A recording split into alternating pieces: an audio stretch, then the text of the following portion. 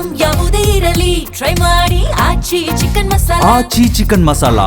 ರಾಯಚೂರಿನ ನವ ಜೋಡಿಗೆ ಪ್ರಧಾನಿ ನರೇಂದ್ರ ಮೋದಿ ಶುಭಾಶಯವನ್ನ ಕೋರಿದ್ದಾರೆ. ರಾಜೇಶ್ ನಾಯಕ್ ಸವಿತಾ ದಂಪತಿಗೆ ಶುಭಾಶಯ ಪತ್ರ. ದಾಂಪತ್ಯ ಜೀವನಕ್ಕೆ ಶುಭ ಹಾರೈಸಿ ಪತ್ರವನ್ನ ಬರೆದ ನರೇಂದ್ರ ಮೋದಿ ಅವರು ಇನ್ನು ಪ್ರಧಾನಿ ನರೇಂದ್ರ ಮೋದಿಗೆ ಮದುವೆ ಆಹ್ವಾನವನ್ನ ರಾಜೇಶ್ ನಾಯಕ್ ಅವರು ನೀಡಿದ್ರು.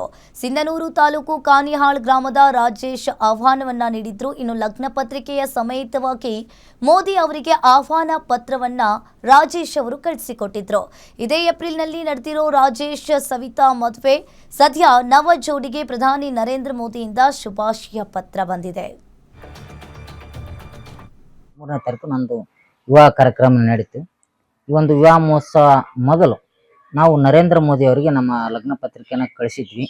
ಅವ್ರ ಕಡೆಯಿಂದ ಏನಾದರೂ ಸಂದೇಶ ಬರುತ್ತನ್ನೋ ಒಂದು ಭರವಸೆಯಿಂದ ಕಳಿಸಿದ್ವಿ. ಮೊದಲು ನಾವು ಕಳಿಸ್ಬೇಕಾದ್ರೆ ಯಾವುದೇ ರೀತಿಯಾದಂಥ ಭರವಸೆನ ಇಟ್ಕೊಂಡಿದ್ದಿಲ್ಲ. ಅವ್ರು ನಮ್ಮ ಲಗ್ನ ಪತ್ರ ಓದ್ತಾರ ಅನ್ನೋದು ಕೂಡ ನಮ್ಗೆ ಗೊತ್ತಿದ್ದಿಲ್ಲ. ಆದರೆ ನಿನ್ನೆ ಮಾನ್ಯ ನರೇಂದ್ರ ಮೋದಿ ಅವರು ನನಗೆ ವಿವಾಹ ಮಹೋತ್ಸವಕ್ಕೆ ಶುಭಾಶಯನ ಕೋರಿದ್ದಾರೆ.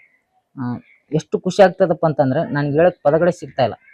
ಒಬ್ಬ ದೇಶದ ಪ್ರಧಾನಿಯಾಗಿ ಒಬ್ಬ ದೇಶದ ಸಾಮಾನ್ಯ ಪ್ರಜೆಯನ್ನ ಎಷ್ಟೊಂದು ಗುರುತಿಸ್ತಾರ ಅನ್ನೋದಕ್ಕೆ ಇದೊಂದು ನಿದರ್ಶನ ಅಂತಲೇ ಹೇಳ್ಬೋದು. ಅವರಿಗೆ ನಾನು ಮತ್ತು ನನ್ನ ಧರ್ಮ ಪತ್ನಿಯ ಪರವಾಗಿ, ನನ್ನ ತಂದೆ ತಾಯಿಯ ಪರವಾಗಿ ಮತ್ತು ನಮ್ಮ ಕಾನ್ಯಾ ಗ್ರಾಮದ ಎಲ್ಲ ಗುರು ಹಿರಿಯರ ಪರವಾಗಿ ಮಾನ್ಯ ನರೇಂದ್ರ ಮೋದಿ